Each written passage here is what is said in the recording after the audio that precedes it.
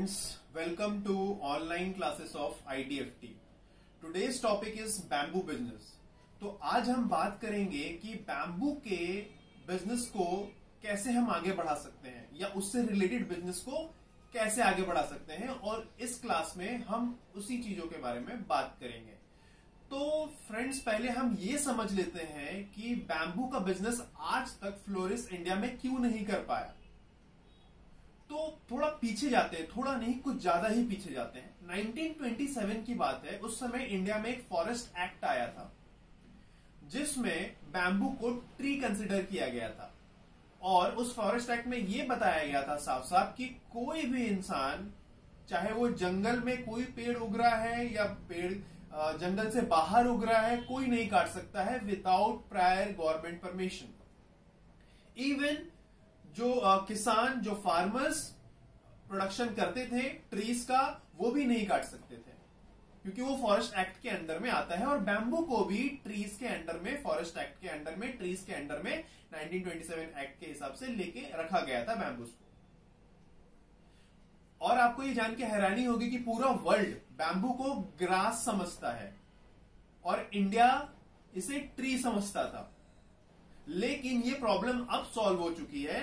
2017 में उस forest act में अमेंडमेंट किया गया है और बैम्बू को ट्रीज से हटा के ग्रास में डाला गया है। Now bamboo is a grass. पहले क्या था कि जो किसान बैम्बू को उगाते थे, प्रोडक्शन करते थे, वो खुद भी उसको काट नहीं सकते थे, बेचना तो दूर की बात है। और जो ट्रेडर उसको, अगर कभी किसी से परमिशन लेके अगर किसी ट्रेडर ने काट के अगर उसको सप्लाई भी किया तो बहुत सारे रजिस्ट्रेशन वर्क, गवर्नमेंट का बहुत सारा फॉर्मेलिटीज करना पड़ता था, तब एक स्टेट से दूसरे स्टेट में लेके जाया जा सकता था। इतने प्रॉब्लम्स थे। लेकिन 2017 के बाद ये सारे प्रॉब्लम्स को खत्म कर दिया गया है। अब बैम्बूस जो उगाते हैं किसान, वो भी इसको इजीली काट सकते हैं, इजीली बेच सकते हैं, दूसरे स्टेट में सप्लाई कर सकते हैं, इससे रिलेटेड प्रोडक्ट्स बना के मार्केट में लॉन्च कर सकते हैं, इसका एक्सपोर्ट कर सकते हैं। और एक बात मैं आपको बताता हूं कि पूरे वर्ल्ड में जो बैम्बू का प्रोडक्शन है, इंडिया सेकंड नंबर में आता है आफ्टर चाइना। और पूरे वर्ल्ड में जितना बैम्बू प्रोड्यूस होता है उसका 19% इंडिया में होता है। 19% इंडिया में होता है। लेकिन जब बिजनेस की बात करते हैं, पूरे वर्ल्ड में बैम्बू बिजनेस की अगर हम बात करें तो वो सिर्फ इंडिया का कंट्रीब्यूशन 6% है। आप खुद सोचिए, पूरे वर्ल्ड में प्रोडक्शन 19% हिस्सा है इंडिया का। मतलब इंडिया 19% प्रोडक्शन हम करते हैं पूरे वर्ल्ड का बैम्बू का, और हमारा बिजनेस में, वर्ल्ड बिजनेस में कंट्रीब्यूशन जो है वो सिर्फ 6% है। तो हम कितने पीछे हैं। और जहां तक एक्सपोर्ट की अगर हम बात करें तो एक्सपोर्ट तो माशाअल्लाह है, मतलब बहुत ही कम है। तो सोचिए इसमें अपॉर्चुनिटी कितनी है। अगर हम करना चाहें, अगर यूथ जो आ रहे हैं अभी या कोई भी नया इंसान अगर बैम्बू का बिजनेस करना चाहता है तो वो बहुत ज्यादा अच्छा पैसा कमा सकता है, इस प्रोडक्ट को एक्सपोर्ट कर सकता है, क्योंकि we are the second leading producer of bamboo in the world. अब हम बात करते हैं, देखिए प्रोडक्ट्स की अभी हम बात करेंगे कि हम कितने सारे प्रोडक्ट्स इसे बना सकते हैं बैम्बू से। वैसे तो दोस्तों 5000 से ज्यादा डिफरेंट प्रोडक्ट्स बन सकते हैं बैम्बू से, लेकिन मैं आपसे मेन जो है 2 प्रोडक्ट के बारे में बात करूंगा। एक तो है फर्नीचर, जो इंपॉर्टेंट है, जिससे मतलब बहुत ज्यादा सेलिंग हो सकता है अभी के टाइम पे, और इससे बिजनेस काफी ज्यादा बढ़ाया जा सकता है। जैसे कि अभी भी हम देखते हैं कि इंडिया में बहुत सारे बैम्बू के फर्नीचर हमें दिखाई देते हैं डिफरेंट शॉप्स में, डिफरेंट रिटेलर के पास, या किसी के घर पे हमें दिखाई देती है। कितने बहुत खूबसूरत होते हैं और बहुत मजबूत भी होते हैं। तो ये बिजनेस हम स्टार्ट कर सकते हैं फ्रेंड्स। इसमें आपको प्रोडक्शन कॉस्ट भी ज्यादा नहीं आएगा, क्योंकि जहां पे, ऐसे तो इंडिया में आप कहीं भी कर सकते हैं इसे, लेकिन नॉर्थ ईस्ट में ज्यादातर लोग बैम्बू से रिलेटेड बिजनेस करना स्टार्ट कर रहे हैं, क्योंकि पूरे इंडिया में सबसे ज्यादा प्रोडक्शन बैम्बू का नॉर्थ ईस्ट में ही होता है। तो अगर आपने एक प्रोडक्शन हाउस, प्रोडक्शन मतलब एक मैन्युफैक्चरिंग, एक छोटा सा एरिया लिया जहां पे आप प्रोडक्शन कर सकते हैं, काफी है। अगर 2 आपने आर्टिस्ट को रखा जो बैम्बू के फर्नीचर बनाते हैं, तो आप इनिशियल स्टेज में स्टार्ट कर सकते हैं। चलिए अब बात करते हैं कि अब हमने स्टार्ट तो कर दिया, लेकिन ये स्टार्ट करने के लिए लीगल फॉर्मेलिटीज होती है। इंडिया में कोई भी बिजनेस आप ऐसे नहीं कर सकते हैं, आपको एक लीगल एंटिटी होना, मतलब आपको एक कंपनी बनना पड़ेगा। तो कंपनी भी 4-5 तरीके की इंडिया में आप रजिस्ट्रेशन कर सकते हैं, जिसमें आपका सोल प्रोप्राइटर होता है, 1 पर्सन कंपनी होती है, एलएलपी होती है, limited liability, partnership, then partnership firm भी होती है, देन प्राइवेट लिमिटेड कंपनी, बहुत सारे अलग अलग फॉर्मेशन होते हैं। तो आपके हिसाब से जो बेस्ट रहेगा वो आप उसके थ्रू आप अपने कंपनी का अपनी रजिस्ट्रेशन कर सकते हैं। इवन अपना ट्रेडमार्क, अपना लोगो लगा सकते हैं, उसका ट्रेडमार्क भी आप करवा सकते हैं। लेकिन हर कंपनी रजिस्ट्रेशन का अलग अलग प्रॉस एंड क्रॉन्स है। तो इस कोर्स में तो मैं पूरे डीप में नहीं बता पाऊंगा, लेकिन इसमें से कोई भी आप सीए से बात करके आप कर सकते हो। हमारा और एक कोर्स है जो एंटरप्रेन्योरशिप मैनेजमेंट का है, जो 3 महीने का टोटल कोर्स है, और उसमें हम स्टार्टिंग से लेके एंड तक लाइक मैन्युफैक्चरिंग कैसे करते हैं, प्रोडक्ट सिलेक्शन कैसे करते हैं, मार्केटिंग, ब्रांडिंग, फ्री में मार्केटिंग हम कैसे कर सकते हैं, ब्रांडिंग कैसे कर सकते हैं, import export, then digital marketing, बहुत सारी चीजें हम कवर करते हैं। तो उसमें ये पूरा प्रोसेस होगा कि कंपनी रजिस्ट्रेशन में क्या क्या प्रोस एंड कॉन्स है। खैर, अभी हम बात करते हैं कंपनी रजिस्ट्रेशन हमारा हो गया, अब हम क्या कर सकते हैं। तो अब हमें फोकस करना पड़ेगा मार्केटिंग पे। तो दोस्तों, मार्केटिंग सबसे इंपॉर्टेंट चीज होता है, बिकॉज अगर आपने प्रोडक्ट बनाया है तो लोगों को पता कैसे चलेगा कि आपका कोई प्रोडक्ट है जो कि बेस्ट है, और वो लोगों का फर्नीचर का प्रॉब्लम सॉल्व कर सकता है। और आजकल जिस तरीके से गवर्नमेंट कर रही है, पेड़ मत काटो, पेड़ मत काटो, अगर पेड़ नहीं काटेंगे तो लकड़ी के इतने फर्नीचर्स बनते हैं, तो उसका कोई तो सब्स्टिट्यूट होना चाहिए। तो bamboo is the best substitute for that.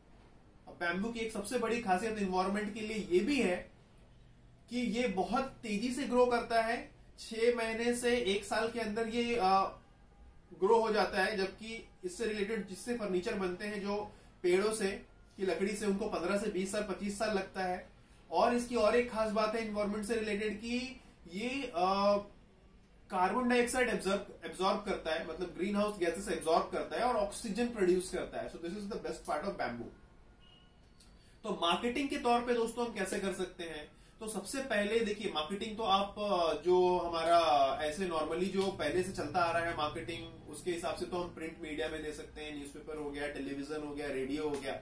लेकिन ये सब में खर्चे बहुत हैं, बहुत पैसे लगते हैं। जैसे कि आप कोई अगर एक न्यूज़पेपर देखोगे, अगर कोई फेमस न्यूज़पेपर, चाहे वो टाइम्स ऑफ इंडिया हो, टेलीग्राफ हो, कोई भी हो, अगर आप न्यूज़पेपर में ऐड देते हो, अगर आपने एक दिन एक पूरा पेपर लिया ऐड के लिए, पूरे इंडिया में एडवर्टाइज किया, 1.5 करोड़ रुपए उसका चार्जेस है।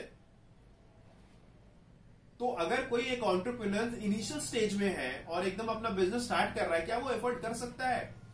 बिल्कुल, ये एक ऑप्शन है दोस्तों। लेकिन मैं आपको बिल्कुल भी स्टार्टिंग पे ये यहां जाने के लिए आपको मैं बिल्कुल नहीं बोलूंगा। तो मैं आपको कुछ मार्केटिंग आइडियाज बताता हूं। सबसे पहले तो आप आजकल का जमाना डिजिटल का है, तो आपको डिजिटली ऑनलाइन प्रेजेंस रखना पड़ेगा। तो you have to take a website. GoDaddy करके एक वेबसाइट है, जहां पर इजीली डोमेन मिल जाता है। आप अपने नाम सोचा है उसका डोमेन आप सर्च करें और देखें कि वो अवेलेबल है कि नहीं और कितने प्राइस में है। तो जो अच्छा नाम हो, अच्छा सस्ता में अगर आपको मिल जाता है प्राइस में, तो आप उसे परचेज करें और एक वेबसाइट बनाएं। एक आप अच्छे वेबसाइट डेवलपर को अगर पकड़ते हैं, तो अगर आपने स्टार्टिंग के तौर पे अगर आपने ई कॉमर्स वेबसाइट अगर बनाया आपने, तो बहुत बड़ी बात है। अदरवाइज स्टार्टिंग में आप एक स्टैटिक या डायनामिक वेबसाइट ही बना सकते हैं। स्टैटिक डायनामिक वेबसाइट का स्टैटिक का 10,000 के आसपास आएगा या उससे भी कम आता है। डायनामिक का अगर 15,000 तक के आसपास आएगा या उससे कम आएगा। और ई कॉमर्स वेबसाइट में आपका 30,000 25, 30, 40,000 तक आपका आ सकता है, और ये बहुत ही कम है दोस्तों। तो वेबसाइट आप बना सकते हैं। वेबसाइट बनाने के बाद आप सोशल मीडिया में प्रेजेंस रख सकते हैं। जैसे आप फेसबुक में पेज बनाया, इंस्टाग्राम में पेज बनाया, ये आप कर सकते हैं। इसके साथ साथ आप डिजिटल मार्केटिंग कर सकते हैं दोस्तों। फेसबुक में पोस्ट बूस्ट भी होते हैं। अगर आपका कोई बैम्बू, जैसे मान लीजिए आपने कोई चेयर बनाया, कोई फर्नीचर का एक चेयर बनाया, सोफा सेट बनाया, उसका एक अच्छे से फोटो शूट करा के आप फेसबुक के पेज में उससे पोस्ट करके आप उसको बूस्ट कर सकते हैं, ताकि वो ज्यादा से ज्यादा पब्लिक के रेंज में आए और उनके टाइमलाइन में उनको दिखे। कि जितना ज्यादा लोगों को दिखेगा, उतना ज्यादा आपके प्रोडक्ट के बारे में लोगों को पता चलेगा और सेलिंग के चांसेस भी बढ़ेंगे। ऐसे ही बढ़ते हैं। या तो आप लीड जनरेट करने के लिए भी कर सकते हो। फेसबुक में लीड जनरेशन का भी क्राइटेरिया है। एक पर्टिकुलर एक दिन का आप कुछ बजट 500, 1000 ऐसा बजट रख के आप इनिशियल स्टेज में स्टार्ट कर सकते हो, जिसमें फेसबुक आपको लीड देगा। आपको कुछ कंटेंट फोटोज डालने पड़ते हैं अपने प्रोडक्ट के, और फेसबुक में आप लीड जनरेट कर सकते हो। तो दो तरीके का मार्केटिंग होता है फेसबुक में, एक तो बूस्टिंग होता है और एक लीड जनरेशन होता है। इंस्टाग्राम में भी आप कर सकते हो इसी तरीके से। गूगल एडवर्ड्स पे जा सकते हो, जो पे पर क्लिक है, उसमें आपको कीवर्ड्स खरीदना पड़ता है। तो खैर गूगल एडवर्ड्स में मैं अभी आपको नहीं बोलूंगा, मतलब आपको इनिशियल स्टेज में अभी के लिए मैं आपको रिकमेंड नहीं करूंगा, क्योंकि वो थोड़ा महंगा होता है। तो आप पहले सोशल मीडिया मार्केटिंग, वेबसाइट, ये सब करें। एसईओ पे ध्यान दें, सर्च इंजन ऑप्टिमाइजेशन पे। और इस पे आपको करना क्या पड़ेगा कि आपका कंटेंट अच्छा होना चाहिए। आप जो भी वेबसाइट में अपना कंटेंट डालेंगे, अगर वेबसाइट को अपने सोशल मीडिया पेज से भी अगर आपने अटैच करके रखा है, तो उसमें भी जो कंटेंट डाले, वेबसाइट के अंदर जो कंटेंट डाले, वो एसईओ फ्रेंडली भी होना चाहिए। होता क्या है दोस्तों कि अभी हम कुछ सर्च करते हैं तो देखते हैं कि सबसे ऊपर में जो एड दिखाता है उसके लेफ्ट साइड में एडी लिखा रहता है, तो दैट इज गूगल एडवर्ड्स। लेकिन जब ये एडी वाला ऑप्शन खत्म हो जाता है तो उसके बाद जो आता है that is SEO, search engine optimisation. Ad वाला पैसा, क्लाइंट ने पैसा पे किया है उसको सबसे ऊपर दिखाने के लिए, लेकिन जो एडी के बाद आता है जहां एडी नहीं लिखा रहता है दैट इज एसईओ, वो फ्री ऑफ कॉस्ट होता है। गूगल उसका एड फ्री ऑफ कॉस्ट करती है और वो सबसे पहले वही दिखाया जाता है एडी के बाद। तो उसके लिए आपके वेबसाइट को एसईओ फ्रेंडली आपको बनाना पड़ेगा। तो एसईओ फ्रेंडली कैसे बनाना है ये हमने उस कोर्स में डाला हुआ है, जो हमारे एंटरप्रेन्योरशिप मैनेजमेंट के बारे में 3 मंथ्स का जो प्रोग्राम मैंने आपको बताया है, उसमें पूरे डिटेल से स्टडी है। क्योंकि वो ये ऐसा नहीं है कि उसको तुरंत खत्म कर सकते हैं, वो अच्छा खासा स्टडी है, तो उसको समझना पड़ेगा कि एसईओ फ्रेंडली कैसे बना सकते हैं। अब बात करते हैं कि अब हमने बात कर लिया कि मार्केटिंग हमने चलिए कर लिया है, अब और हम कैसे इसको मार्केटिंग कर सकते हैं। तो दोस्तों हम B2B और B2C ये दो तरह के साइट पे जाके लिस्टिंग कर सकते हैं। तो जैसे मार्केट प्लेस हो गया, मार्केट प्लेस में आ गया फ्लिपकार्ट, अमेजॉन, और भी बहुत सारे ऐसे 50 से ज्यादा सक्सेसफुल वेबसाइट्स हैं जो मार्केट प्लेस है, वहां पे आप अपने प्रोडक्ट का लिस्टिंग कर सकते हैं। और कभी भी किसी भी कस्टमर को लेना रहा तो वो जैसे ही ऑनलाइन में आएगा, देखेंगे वो कि आपको प्रोडक्ट अगर आपका पसंद आता है तो आपको कांटेक्ट कर सकते। जैसे फ्लिपकार्ट और अमेजॉन में होता है, आपको वही करना है, आपको लिस्टिंग करना है और आपको घर बैठे कस्टमर मिलते हैं इससे। उसके बाद है कि आप B2B मार्केट प्लेस, जैसे कि आपका ट्रेड इंडिया है, इंडिया मार्ट है, जस्ट डायल है, यहां पे आप लिस्ट करें ताकि वहां से भी आपको कस्टमर मिल सके। फ्रेंचाइज फिर आपको इंपोर्ट एक्सपोर्ट के लिए भी वेबसाइट कुछ साइट्स हैं, वहां पर आप लिस्टिंग कर सकते हैं। तो आपके जो फॉरेन के जो कस्टमर हैं वो आपको अप्रोच कर सकते हैं उसके थ्रू। तो ये सारी चीजों का भी जो डिटेल्स में केस स्टडी के साथ हमारे उस प्रोग्राम में मैंने डाला हुआ है, जो कि एंटरप्रेन्योरशिप मैनेजमेंट का 3 मंथ्स का प्रोग्राम है। तो मैं आपको इस कोर्स के थ्रू, इस प्रोग्राम के थ्रू ये बता रहा हूं कि आप क्या क्या चीजें कर सकते हो और कैसे करना है, पूरे डीप में कैसे स्टडी करना है। तो उसके लिए आपको वो 3 महीने का कोर्स आपके लिए बेस्ट रहेगा। अब हम बात करते हैं, ये तो हो गया कि मार्केटिंग। फिर चलिए हम बात करते हैं कि हम इसको सेल्स को कैसे बढ़ाएं। क्योंकि अगर हमने प्रोडक्ट स्टार्ट कर लिया, हमने रजिस्ट्रेशन कर लिया, हमने अपने पास एम्प्लॉय रख लिया, आर्टिस्ट रख लिया, सब कुछ रख लिया कि अब बनाना है, रजिस्ट्रेशन हो गया है, सब कुछ, मार्केटिंग भी हम करने लगे, हमारे पास अब मार्केटिंग हो रहा है, तो सेल्स को अब कैसे इंक्रीज कर सकते हैं और किस किस तरीके से। मार्केटिंग, देखिए, marketing can not guarantee sales, marketing can guarantee you traffic. आपको मार्केटिंग ट्रैफिक गारंटी करता है, आपके प्रोडक्ट के आसपास में वो लोग को लाके खड़ा कर देगा, लेकिन आपके प्रोडक्ट में वो दम होना चाहिए कि वो बिके।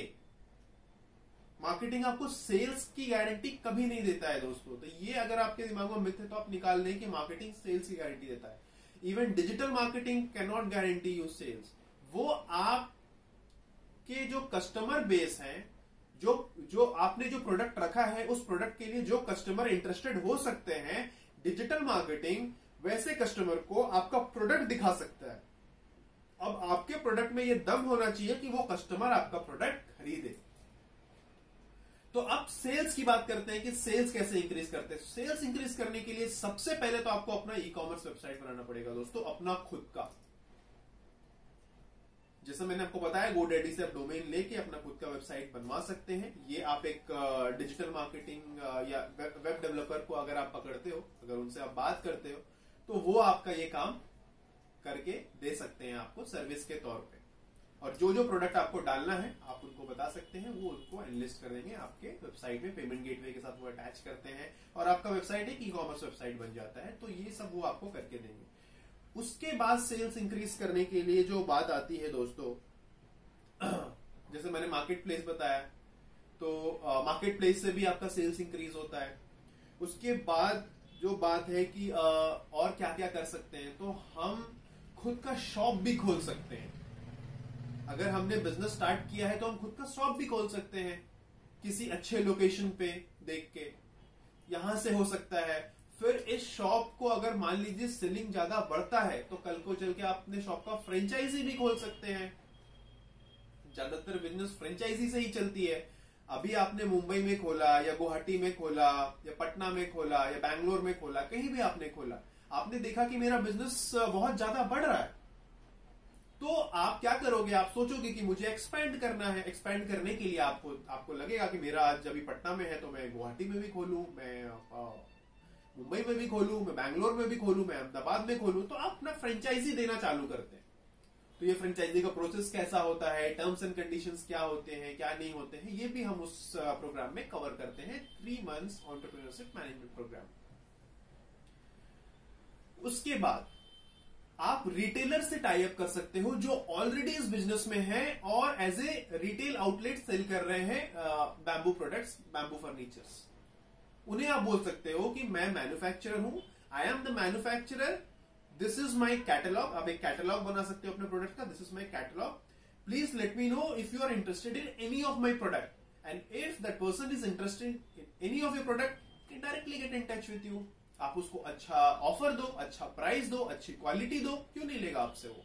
1 नहीं लेगा, 2 नहीं लेगा, 20 नहीं लेगा, 50, कोई तो लेगा। अगर आपने इनिशियल स्टेज में 1-2 को भी अगर आपने अप्रोच करके उसे क्लोज किया, अगर आपने उसे टाई अप कर लिया, उसके बाद वो बढ़ता चला जाता है। देखिए दोस्तों, बिजनेस का एक ही फंडा है, इनिशियल स्टेज में आपको जितनी तकलीफ होगी उतनी तकलीफ आपको कभी नहीं होगी। जब एक बार आपका फनल बन जाएगा ना, फनल मतलब कि रेवेन्यू फनल, कि यहां से भी पैसा आ रहा है, यहां से भी पैसा आ रहा है, यहां से भी पैसा आ रहा है, तो आपको स्टार्टिंग में फनल बनाना है।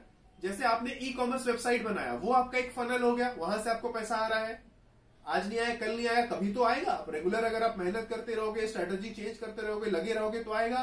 फिर आप डिजिटल मार्केटिंग कर रहे हो, वहां से पैसा आ रहा है ना। आपने रिटेल आउटलेट अपना रिटेल आउटलेट से टाई अप किया है, वहां से पैसा आ रहा है। फिर एक रिटेल आउटलेट से टाई अप किया, वैसे करते करते आपने 100 कर दिया, तो 100 जगह से पैसा आ रहा है। उसके बाद आपने अपना खुद का शॉप खोला, वहां से पैसा आ रहा है। आपने फ्रेंचाइजी दिया, वहां से पैसा आ रहा है। तो सोचो कि इनिशियल स्टेज में आपको ये फनल बनाने होंगे। अब जब तक बनाओगे नहीं तो आप ये बाद में कभी एक्सपेक्ट नहीं कर सकते हो कि इन फ्यूचर में चल के ये फनल मुझे बिना मेहनत के पैसा देगा। तो पहले इनिशियल स्टेज में आपको खूब मेहनत करना है और सही प्लानिंग और स्ट्रेटेजी के साथ, और करने के बाद एक टाइम ऐसा आएगा कि आप बैठे हैं आराम से मालदीव्स में और किसी भी बड़े कंट्री में आप मस्ती से एकदम एंजॉय कर रहे हैं, इंडिया में कहीं भी या फॉरेन डेस्टिनेशन में आप एंजॉय कर रहे हो और आपको टेंशन की जरूरत ही नहीं है क्योंकि पैसा आपको ऑटोमेटिकली आ रहा है। तो ये जो तकलीफ होती है इनिशियल स्टेज में ही होती है, तो तकलीफ नहीं बोलूंगा, इट्स ए हसल। और ये इनिशियल स्टेज में आपकी जो मेहनत होती है वही रंग लाती है। अब मैं सबसे इंपॉर्टेंट पॉइंट में आता हूं दोस्तों, जहां पे आपको बड़ा रेवेन्यू मिल सकता है। ये तो मैंने आपको डिफरेंट फनल बताया कि आप कैसे कैसे कर सकते हो, चाहे वो ई कॉमर्स वेबसाइट हो, चाहे खुद का आपका शॉप आपने खोला, फिर उसका फ्रेंचाइजी दिया, दूसरे रिटेल आउटलेट से टाई अप किया, वैसे करते करते 100 रिटेल आउटलेट से टाई अप हो गए, डिफरेंट मार्केट प्लेस में डाला, जैसे फ्लिपकार्ट हो गया, अमेजॉन हो गया। अब मैं बात करूंगा आपसे इंपोर्ट एक्सपोर्ट के बारे में। ये आपको इतना रेवेन्यू दे सकता है जो आपको कोई बिजनेस नहीं दे सकता है। अच्छी बात यह है कि इससे आप दूसरे कंट्री में बेच सकते हो, और इंडिया वैसे भी सेकेंड लार्जेस्ट प्रोड्यूसर है बैम्बू का। अगर हम कुछ ऐसा बनाते हैं, इतना हम प्रोडक्शन करते हैं, अच्छा कॉस्टिंग देते हैं, अच्छा इंटरनेशनल मार्केट के लिए अच्छा स्टैंडर्ड, अच्छा क्वालिटी देते हैं, प्राइस भी अच्छा रहता है, तो क्यों नहीं बिकेगा? कस्टमर कैसे मिलेंगे, इसके क्या क्या गवर्नमेंट प्रोसीजर होते हैं, ये सब हमने उस प्रोग्राम में कवर किया है, क्योंकि इसका स्टडी काफी लंबा है केस स्टडी के साथ। तो ये सब भी इस पे मैं आपको बता रहा हूं कि ये चीजें आप कर सकते हो, और उस प्रोग्राम में आपको पता चलेगा कि आप किस तरीके से ये चीजें कर सकते हो।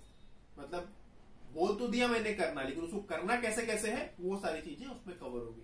और दोस्तों आपको जान के बहुत अच्छा लगेगा कि गवर्नमेंट ऑफ इंडिया एक्सपोर्ट, या कोई भी कंट्री एक्सपोर्ट को बहुत बढ़ावा देती है, क्योंकि इससे फॉरेन रिजर्व आता है और देश अमीर बनता है और समृद्ध बनता है, और हमारे पास भी पैसा आता है, गवर्नमेंट के पास भी पैसा आता है, तो गवर्नमेंट इस पे इंसेंटिव्स भी देती है। फॉर एग्जाम्पल, अगर आपने 1 करोड़ का प्रोडक्ट सेल किया तो 4.5% सब मिला के तो इंसेंटिव्स मिल जाते हैं कुछ कुछ प्रोडक्ट्स में। तो वो भी आपको जो बेनिफिट होगा आपके क्लाइंट से, जो इंटरनेशनल क्लाइंट्स है, वो अलग है, प्लस गवर्नमेंट आपको 3-4% का तो इंसेंटिव्स दे देगी, उससे भी काफी खासा फायदा होता है। तो दोस्तों आशा करता हूं आपको समझ में आया होगा ये क्लास, और आपके पास अगर कुछ भी क्वेश्चंस हैं तो आप डायरेक्ट IDFT के पेज में या वेबसाइट में जाके नंबर निकाल के कांटेक्ट कर सकते हैं। अगर किसी को भी इसके डिटेल्स में जाना है और एंटरप्रेन्योरशिप मैनेजमेंट का क्लास करना है जो 3 महीने का है, तो आप वो भी कर सकते हो। उसमें सिर्फ हम लोग बैम्बू प्रोडक्ट नहीं बताते हैं, उसमें हर तरह के प्रोडक्ट के बारे में डिस्कशन होता है। और उसमें क्या है कि जैसे मैं आपको अभी बोल रहा हूं, उसमें आप लाइव क्लासेस रहेगा, आप फैकल्टी से डायरेक्ट हमारे एक्सपर्ट से इंटरेक्ट कर सकते हैं। मैं भी एक फैकल्टी हूं उसमें, तो इंटरेक्शन हो सकता है। तो बिजनेस स्टार्ट करने के लिए आप प्रोडक्ट का सिलेक्शन कैसे कर सकते हैं, उसके बाद मार्केट रिसर्च कैसे कर सकते हैं उस प्रोडक्ट पे, उसका प्राइसिंग कैसे सेट करना है, फ्री में मार्केटिंग कैसे करना है, ब्रांडिंग कैसे करना है, उसके बाद डिजिटल मार्केटिंग के जो SEO के कॉन्सेप्ट है, फिर एडवर्ड्स के कॉन्सेप्ट है, सोशल मीडिया के जो कॉन्सेप्ट्स हैं वो कैसे हो सकते हैं, टाई अप्स कैसे करेंगे आप दूसरे रिटेलर से, मर्चेंडाइजिंग कैसे करेंगे, रिटेलिंग कैसे कर सकते हैं अपने प्रोडक्ट्स के, सिर्फ बैम्बू के लिए नहीं, डिफरेंट बिजनेसेस के बारे में बात कर रहा हूं दोस्तों। और साथ साथ में इंपोर्ट एक्सपोर्ट का पूरा इन एंड आउट, चाहे गवर्नमेंट एफिलिएशन हो, को आपके प्रोडक्ट की डिमांड, जैसे फॉर एग्जांपल 10 कैंडिडेट है, 10 आप स्टूडेंट्स हो गए, तो हर बच्चे का अलग अलग रहता है कि मुझे ये बिजनेस करना, ये तो हर एक बच्चों का हम लोग ये पता करेंगे कि उनके प्रोडक्ट का कहां पे किस कंट्री में ज्यादा डिमांड है और हम कैसे कर सकते हैं, मैन्युफैक्चरिंग कैसे कर सकते हैं, सेल्स कैसे बढ़ा सकते हैं हम, तो सब कुछ उसमें कवर होता है। इवन हम लोग फाइनेंस भी कवर करते हैं कि because at the end of the day आपने सब प्लानिंग कर लिया, लेकिन अगर आपके पास पैसे नहीं है स्टार्ट करने के लिए, आप कैसे करोगे? तो फाइनेंस के बारे में भी कौन कौन से ऑप्शन है, गवर्नमेंट्स का क्या क्या इनिशिएटिव्स है इस स्टार्टअप के लिए, स्टार्टअप इंडिया क्या है, स्टैंड अप इंडिया क्या, आप कैसे लोन अवेल कर सकते हैं, आप वेंचर कैपिटलिस्ट को कैसे अप्रोच कर सकते हैं, अपना बिजनेस प्लान कैसे बना सकते हैं। क्योंकि देखिए, वेंचर कैपिटलिस्ट को आप अप्रोच करेंगे तो आपको सबसे पहले अपने कंपनी का वैल्यूएशन दिखाना पड़ेगा। वैल्यूएशन कैसे निकालते हैं, बहुत ज्यादा है उस कोर्स में, 3 महीने भी कम पड़ते हैं, लेकिन फिर भी हम उसको कवर करते हैं। और ऐसा नहीं है, अगर आपको 3 महीने में कभी भी ऐसा कोई डाउट्स ऐसा रहता है तो उसमें एक्स्ट्रा क्लासेस भी होते हैं खत्म होने के बाद। और जब वो कोर्स खत्म हो जाता है दोस्तों, तो लाइफ टाइम के लिए IDFT आपको फ्री कंसल्टिंग देती है। अगर आपने बिजनेस अपना स्टार्ट करना है, कोर्सेज खत्म हो गया है, तो ऐसा नहीं कि हमने आपको छोड़ दिया, आप कोर्स खत्म होने के बाद भी जब भी आपको स्टार्ट करना है बिजनेस, स्टार्ट से लेके जब तक वो प्रॉफिट में रन नहीं करता, तब तक आप हमारे एक्सपर्ट से कंसल्ट कर सकते हैं टाइम टू टाइम। तो आशा करता हूं आपको ये क्लास अच्छा लगा होगा। मैं फिर किसी दूसरे वीडियो के साथ, किसी दूसरे प्रोडक्ट के साथ, जिसमें हम खुद भी अच्छे बन सकते हैं, समृद्ध बन सकते हैं, सोसाइटी का प्रॉब्लम सॉल्व कर सकते हैं, देश का एक्सपोर्ट का प्रॉब्लम सॉल्व कर सकते हैं, बिजनेस का प्रॉब्लम सॉल्व कर सकते हैं, बिजनेस को बढ़ा सकते हैं, ऐसे किसी वीडियो के साथ आऊंगा। Thank you so much.